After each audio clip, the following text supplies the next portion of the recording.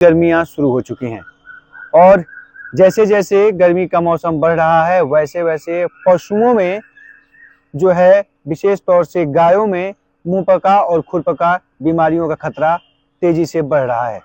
इस दौरान मुंहपका और खुरपका अगर किसी पशु को हो रहा है तो उसके लिए क्या उपचार करने की जरूरत है और उससे पहले अगर ये बीमारी न हो तो इसके लिए हमारे पशुपालक भाइयों को क्या सावधानियां बरतने की जरूरत है, इसी को लेकर आज हम बात करेंगे। और इसके लिए हमारे साथ जो जानकारी साझा करेंगे, जिनसे हम पूरी जानकारी लेंगे, वो हैं बिहार पशु विज्ञान विश्वविद्यालय में कार्यरत पशु वैज्ञानिक डॉक्टर दुष्यंत कुमार यादव।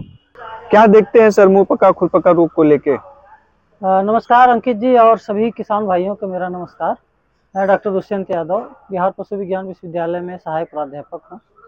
तो ये समझिए कि ठंडियाँ खत्म हैं, गर्मियाँ आ रही हैं, लेकिन इस गर्मी में हमारे पशु किस तरह से प्रभावित होते हैं ये आप सभी को भली बात पता होगा, क्योंकि जैसे गर्मी आती है उसके बाद तुरंत बरसात चालू होती है और बरसात के समय जितने भी संक्रामक रोग हैं वो बढ़ते रहते हैं। उसमें से एक बहुत भयानक ही संक्रामक ये रोग है खुरपका और मुंहपका, जिसे अंग्रेजी में एफएमडी कहते हैं, फुट एंड माउथ डिजीज। ये इतनी भयावह बीमारी है कि जो पशुपालकों का हर्ड वो समाप्त हो जाता है। तो इस बीमारी से बचने का एकमात्र जो उपाय है वो है टीकाकरण। तो हम अपने पशुपालकों से ये अनुरोध करेंगे कि ये जो सीजन चल रहा है ये बहुत मुफीद टाइम है, बहुत अच्छा टाइम है पशुपालकों का कि इस सीजन में आप उसको वैक्सीनेट करवा लें, अपने पशुओं का टीकाकरण जरूर कराएं। और टीकाकरण अभी भारत सरकार और बिहार सरकार की मदद से फ्री में होता है। अपने निकटतम पशु चिकित्सालय पे जाएं, वहाँ पर टीकाकरण के लिए पंजीकृत करें अपने जानवरों को। उनके साथ एक टैग मिलेगा आप उसके कान में लगाने के लिए, तो कान में ये टैग करा के आपके पशुओं का टीकाकरण हो जाएगा। एक थोड़ा सा भ्रांति रहती है कि पशु का जब टैग लगता है तो उसमें पशु बेकार हो जाता है, इस बात से कतई नहीं आपको सोचना है, क्योंकि केवल टैग एक सिंपल सा पंच करके टैग लगा दिया जाता है। उसके बाद आपको बीटाडीन या जो भी दवाइयाँ एंटीसेप्टिक लोशन लगाने के लिए दिया जाता है। अगर वो आप 5-6 दिन लगाते हैं तो कोई भी पशु का कान नहीं पकेगा और इस तरह आप उस एफएमडी के लिए रजिस्टर्ड हो जाएंगे। तो आपका बार बार जो एफएमडी का टीकाकरण है खुरपका मुंहपका का वो फ्री में भी होता रहेगा। अगर जिन पशुपालकों को फ्री में नहीं करवाना है या जिनके रीच में नहीं है वेटनरी डॉक्टर या जो पशु चिकित्सालय के पास नहीं जा पा रहे हैं, वो खुद से भी टीकाकरण करवा सकते हैं। तमाम मेडिकल स्टोर हैं जहाँ पर वो खुरपका मुंहपका का टीका मिलता है। और एक खास बात बताएं, इस मानसून सीजन में एक और बीमारी होती है गला घोटू। तो जो गला घोटू है वो भी बहुत भयंकर बीमारी है। वो खासकर जो हमारी पड़िया होती हैं या बाछिया होती हैं तैयार, जो गाभिन होने लायक होती है, उनमें बहुत भयंकर रूप से फैल जाता है। तो इसकी जो वैक्सीन है, खास बात यह है इस वैक्सीन जो आती है वो खुरपका मुंहपका और इसका गला घोटू का और साथ साथ लंगड़ी बीमारी, तीनों की वैक्सीन एक साथ भी आती है और अलग अलग भी आती है। तो हमारे पशुपालकों को बार बार वैक्सीन कराने की जरूरत भी नहीं है। एफएमडी, एचएस मीन्स गला घोटू और बीक्यू मतलब लंगड़ी बीमारी, ब्लैक वाटर, इन तीनों का एक ही साथ तो एक कॉम्बिनेशन में ट्राईवैक वैक्सीन आती है। ट्राईवैक वो वैक्सीन आप एक साथ लगा सकते हैं, तो इससे राहत मिलेगी आपको और आपके पशुओं में एफएमडी नहीं होगा।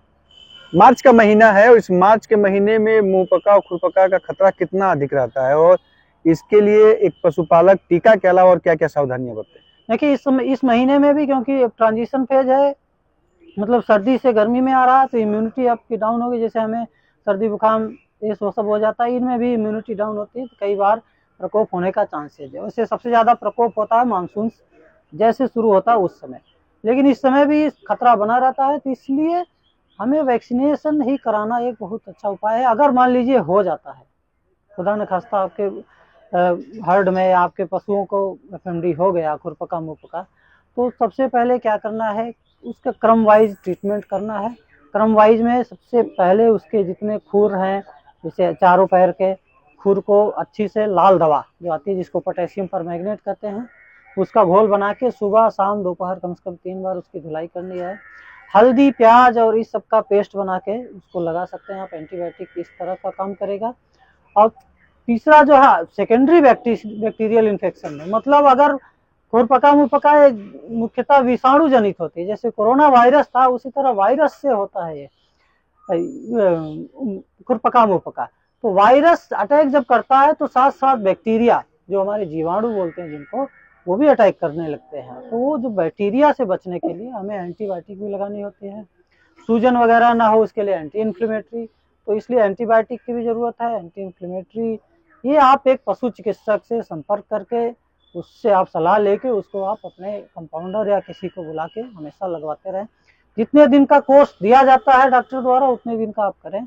और सोच लीजिए कि अगर एफएमडी आपके जानवर को हो गया तो एफएमडी इतना खतरनाक है, बच्चों में तो डेथ ही हो जाती है कार्डियक अरेस्ट से, लेकिन अगर बड़ों में हो गया तो कभी कभी बाल बड़े होने लगते हैं उस जानवर के, जिनके कम है, जैसे भैंस वगैरह में बहुत दिक्कत आती है। और दूसरा, उसका दूध सूख जाएगा एकदम से, अगले ब्यात में भी उस दूध आना बहुत मुश्किल है।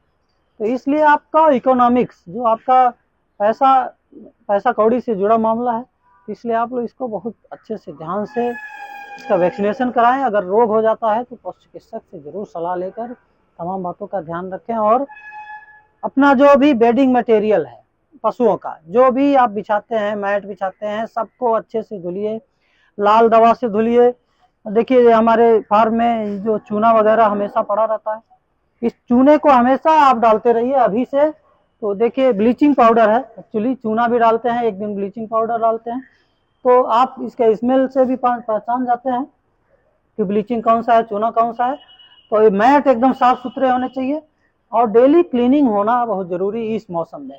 पहले भी आप देखते रहे होंगे कि जो पुराना घर होता था जानवरों का, जिसको सार बोलते थे, उसमें इसी समय जो उसकी खाद है वो निकाल दी जाती थी गोबर की, तो वो जिसको कचार बोलते थे, तो वो कचार निकाल दी जाती थी। वो इसीलिए कि जो ये ट्रांजिशन पीरियड में कम से कम उसका बचाव हो सके। तो आपको साफ सुथरा रखना है, ये जो मैट है इन सबको अच्छे से साफ रखना है, चूना डालना है। और दूसरा चीज, जो भी जानवर अफेक्टेड हो गए हैं उनको तुरंत सेग्रीगेट करना, मतलब उनको अलग कर देना है, काफी दूर उनको बांधना है। उनको लाल दवा से गर्म, अगर ठंडा लाए मौसम हल्का बहुत, उनको हल्का गर्म पानी हल्का गुनगुना करके उसमें लाल दवा डालकर उनको नहलाएं, अच्छे से उनका इलाज करें। और सबसे बेस्ट ऑप्शन है टीकाकरण। तो आशा करता हूँ ये जानकारी आप लोग को अच्छी लगी होगी, इसे आप लोग दूसरों तक साझा करें। धन्यवाद। अगर ये वीडियो आपको पसंद आया है तो इसे लाइक ज़रूर करें। अगर चैनल अभी तक सब्सक्राइब नहीं किया है तो कर लें और नोटिफिकेशन पाने के लिए बेल आइकन भी दबा दें।